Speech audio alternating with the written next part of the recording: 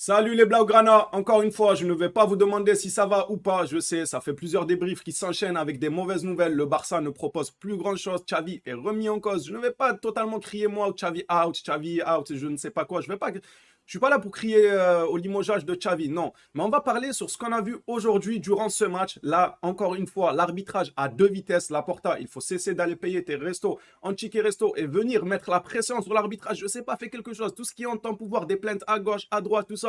Parce que c'est bien beau de venir nous dire qu'il pose une plainte auprès de l'UEFA pour arbitrage et que 2 jours après, on nous dit non, en fait, le Barça ne pose pas plainte. C'est quoi vous essayez de nous arnaquer, en fait. Vous essayez de nous faire croire qu'on se dit ah, ça va, ils se bougent, ils ont posé une plainte. Et 2 jours après, il y a des informations qui se contredisent en disant non, en fait, le Barça ne pose pas plainte.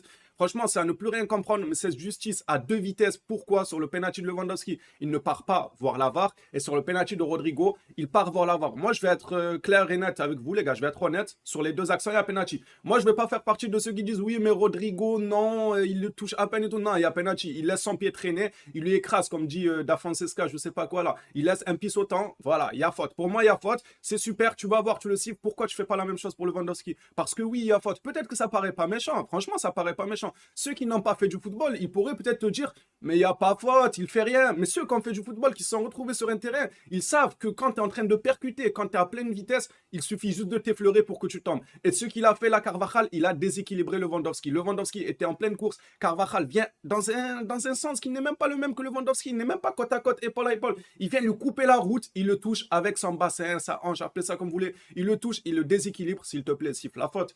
Non, s'il te plaît, siffle la faute. Il y a 2-0, ça peut tout relancer. Un match à 2-1, franchement, ça peut tout relancer. Durant ce match, j'ai aussi été dégoûté, les gars, par la création du milieu. Franchement, De Jong, il n'est pas connu comme être le meilleur relayeur, le meilleur numéro 8. Encore une fois, Xavi a préféré faire confiance à Busquets, qui ne fait pas pour moi un top match. Busquets, il aurait pu faire une faute sur Kroos. Franchement, Busquets, tu aurais pu faire une petite faute tactique, comme disait Xavi. Xavi l'a dit en conférence de presse, on n'est pas assez malin pour savoir quand il faut faire des fautes tactiques pour casser une action de but. Là, Busquets aurait dû faire une faute tactique sur Kroos. Mais hormis que Busquets ne fasse pas cette faute tactique, moi j'en veux énormément sur cette action à Sergio Roberto. Qu'est-ce qu'il fait? Allez revoir les Blaugrana s'il vous plaît. Allez revoir l'action sur le premier but mené par Vinicius, marqué par Benzema. Allez voir ce que fait Sergio Roberto. Il est omnibulé par le ballon. En fait, il y a Kroos qui avance, il y a Busquets derrière. Bon, Busquets, il est gentil les gars. Il lui faisait des caresses. Voilà, il caressait Kroos. Il lui disait allez, vas-y, cours, cours encore mon poulet. Il est en train de le caresser. C'est du grand Busquets. Du coup, il y a Sergio Roberto qui regarde le ballon. Il est en train de reculer en fixant le ballon de Busquets.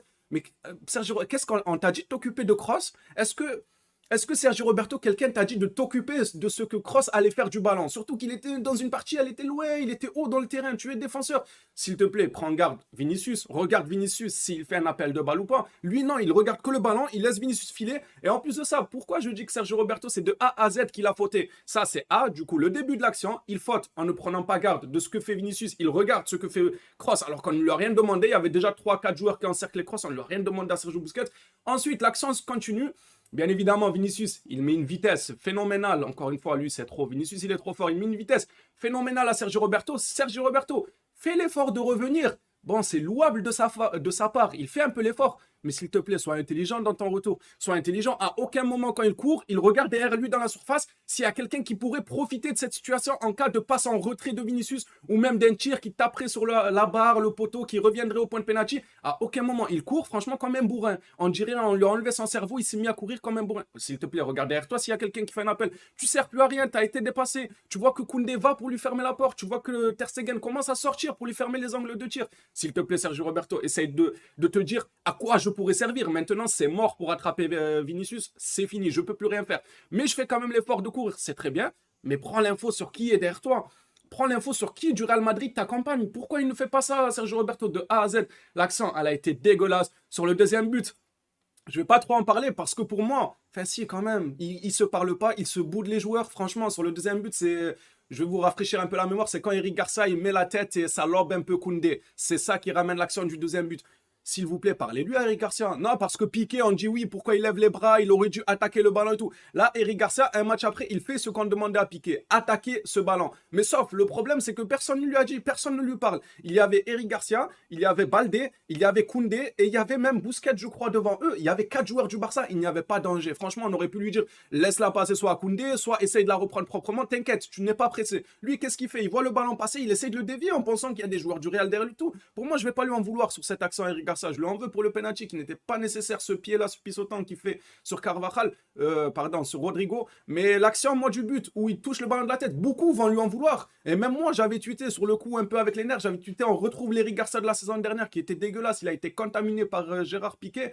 Et finalement, en vrai, quand tu y réfléchis, il était obligé d'attaquer ce ballon. C'est les mecs autour, ils doivent lui parler. Dites-lui qu'il n'y a pas, il y a pas feu. Franchement, il n'y a pas le feu, là. Tranquille, calme le jeu. Moi, ça m'a dégoûté. Je veux aussi parler d'un chouchou des Blaugrana. Je sais qu'à chaque fois que je parle de lui, c'est délicat. Je sais vraiment que c'est délicat. Il y en a beaucoup qui m'en veulent, qui me disent oui, mais non, Cava, il fait des bons matchs et tout. C'est bien évidemment Pedri. Les gars, Pedri, il est sur ma photo de profil sur la chaîne. Donc, Pedri, autant vous dire que je l'aime énormément. Mais quand je vois qu'il fait des matchs dégueulasse comme ça, pour moi c'est un match dégueulasse. Quand tu connais le potentiel de Pedri, c'est un match où il n'a pas apporté ce qu'il devait apporter. Il a cassé des accents à plusieurs reprises. Au lieu d'accélérer, il faisait ralentir le jeu. Et même manque de précision dans ses passes. Des choses qu'on n'a pas l'habitude de voir de Pedri. Lui qui d'habitude réussit pas mal de ses passes. Là, à plusieurs reprises, il faisait des passes dégueulasses, un peu longues, un peu courtes, des passes en touche, etc. Il n'a pas été précis. Pour moi, Pedri doit apporter beaucoup plus ce milieu-là. Manque de créativité. Malheureusement, Xavi qui est têtu avec Busquets. J'ai même pas envie de m'étaler trop sur Busquets. Xavi, il est têtu, lui. Franchement, il ne veut pas changer ses plans et il fait comme bon lui semble, on verra où ça nous mènera. Mais en tout cas, ce milieu-là manque de créativité. Je reviens vite fait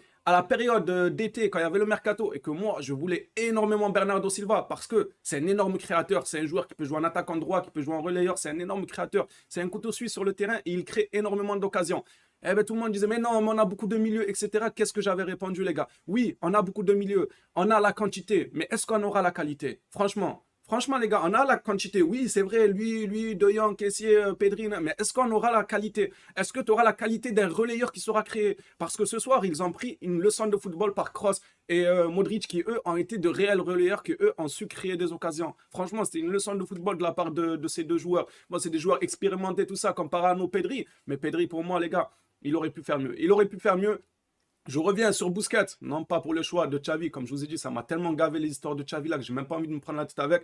Je reviens sur le choix de Busquets, sa déclaration qu'il a fait après l'Inter de Milan, où il dit bien sûr que ce match va nous impacter pour le Real Madrid. Eh ben, il a refilé cette peur-là à nos joueurs. Eric Garcia, il n'était pas serein. Baldé, première mi-temps, franchement, pour moi, ça tanguait dans tous les sens. C'était pas stable, Baldé. Il prenait des mauvaises décisions, des prises de décision assez dangereuses pour l'équipe, notamment quand il glisse sous la pression de Militao dans la surface. Ça aurait pu être catastrophique dans ses relances. Il était mauvais, il dédoublait pas tant que ça. Dembélé était seul. Franchement, il a refilé sa peur. Busquets, je vous ai dit, on avait dit que la déclaration était catastrophique. De la part d'un capitaine, tu ne dois pas dire ça. Qu'est-ce que tu donnes quoi comme exemple aux jeunes? Que tu as peur, que tu flippes. C'est ça que tu donnes, Busquets, aux jeunes. Franchement, c'est dégueulasse de sa part et on l'a vu sur le terrain. Baldé, première mi-temps, je l'ai trouvé assez stressé. Deuxième mi-temps, il commençait un peu mieux à se gérer, mais il était assez stressé durant ce match. J'en veux aussi aux ailiers, les gars. Pour moi, bon, Lewandowski, on aurait pu lui accorder le petit penalty, tout ça, mais Lewandowski, j'ai l'impression qu'il est seul. J'ai envie d'être méchant envers lui, mais j'ai l'impression qu'il est esselé. Franchement, il est esselé, il n'est pas aidé par ses latéraux. Il ne crée pas assez de jeux, assez de mouvements, etc. Dembélé, franchement, fantomatique. Rafinha, j'ai pas du tout aimé son match aussi. En fait, il n'y a personne qui a fait un bon match quand on y pense. Il n'y a personne. Il y a qui a fait un bon match, franchement. Ça me dégoûte. Ça me dégoûte, les gars. Franchement, ça me dégoûte. Tout le monde a été transparent. Personne n'a mené son équipe vers le haut. Dembélé, elle est passée où ta grinta contre l'Inter? On en avait besoin. Tu crois c'est que contre l'Inter qu'il faut être comme ça? Il faut aller mettre la pression, il faut crier, il faut être hargneux. Non, c'est à chaque match. C'est à chaque match si tu veux être un vrai leader. Oh là là, voilà les gars, c'est un peu tout ce que j'avais à dire comme ça, à chaud. Comme je vous ai dit, comme d'habitude, à chaud, c'est un peu compliqué de couvrir toutes les informations du match. Il y a sûrement des infos que j'ai oublié de parler, c'est tout à fait normal. C'est à chaud avec les émotions, le dégoût aussi de ce match, de cette semaine même qui vient de s'écrouler au FC Barcelone. Comprenez les gars que je ne peux pas couvrir toutes les informations. Je vous laisse l'espace commentaire pour en débattre, pour me dire vous ce que vous en avez pensé du match. Bien évidemment, on débattra dans le respect. Merci à vous pour votre soutien. C'est compliqué. On se retrouve 3 points derrière le Real Madrid.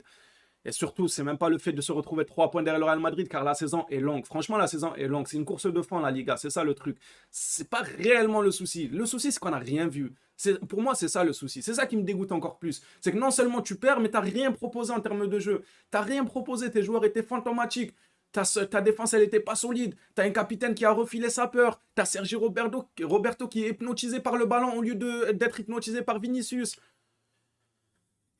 Oh là là là là. Ciao tout le monde les gars, prenez soin de vous les Blaugrana et franchement courage à nous, courage, on en aura besoin pour cette saison, courage à nous.